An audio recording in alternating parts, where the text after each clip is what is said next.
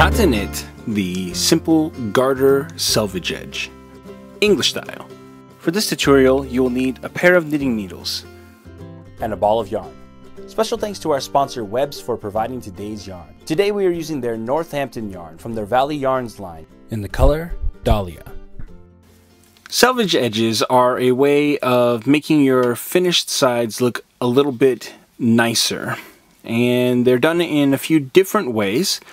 This technique here is called the Garter Selvedge edge, and it creates a small one-stitch border of garter stitch along the sides.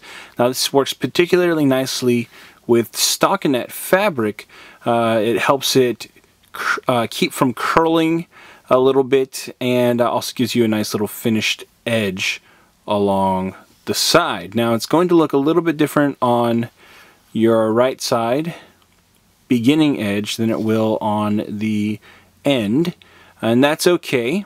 There's not really any way to get around that for this, but it's pretty easy to do. We can see that we've got our little garter stitch nubs right here. Now you'll see a lot of times in garter stitch or in stockinette, like scarves and such, or even swatches, sometimes they'll have a garter stitch border that's about 3 stitches.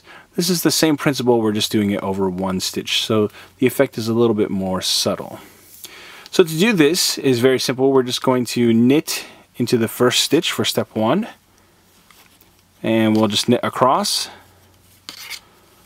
all the way to the end.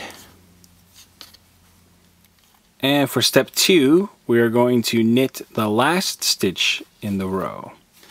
Now when we turn our work around, normally you would purl this first stitch with your wrong side of the fabric and stockinette, but for step 3 we're going to knit the stitch instead, and then we will continue working our purl stitch, so we'll bring the yarn front and purl all the way across.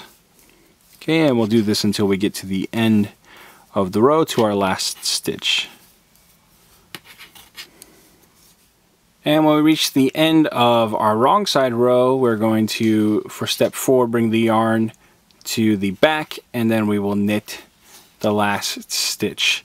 So pretty simple. Basically we're just knitting the first and last stitch on both sides of the fabric, and that's going to create that garter stitch border along the edge. So that's how we do the Garter Stitch Selvedge edge.